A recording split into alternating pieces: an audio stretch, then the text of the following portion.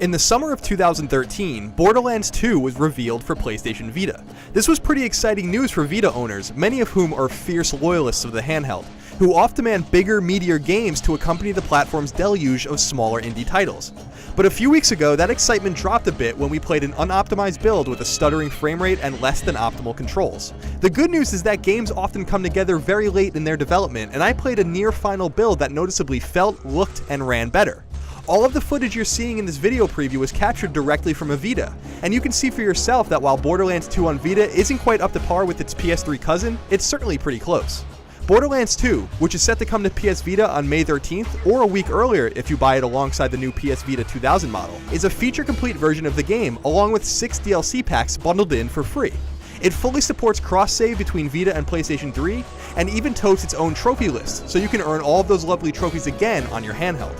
Vita simply isn't as powerful as PlayStation 3 though, and certain concessions had to be made. For instance, select assets have been removed from the backgrounds of the game, like far-flung mountain ranges.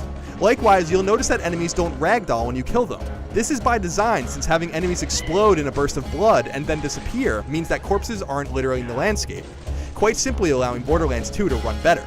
Likewise, enemy volume has also been slightly reduced to make the game run better. One example is a section that may have 12 enemies on PlayStation 3, but will only have 10 enemies on PS Vita. Experience and money earned doesn't scale to make up for fewer enemies, however. The result is a game that runs at an average of 30 frames per second, though it does tend to dip a few frames below that and can even tick up a few frames above that, depending on what's going on around you. There's still some stuttering during heated gun battles, but Borderlands 2 on Vita runs stably. Unfortunately, load times between sections of the map are fairly exorbitant, and textures tend to take longer than usual to load, though hopefully further optimization between now and release will help mitigate these problems.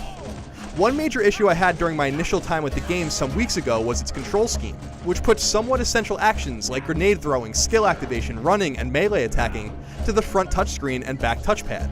I was disappointed by this even if the Vita doesn't really have a better solution, because I was accidentally engaging some of these actions when I didn't mean to. Thankfully, Borderlands 2's control scheme on Vita can be completely remapped to your heart's content, and you'll also be pleased to know that the control interference problems became less of an issue the more I played, and were somewhat non-existent when I tried the game on the upcoming Slim Vita model.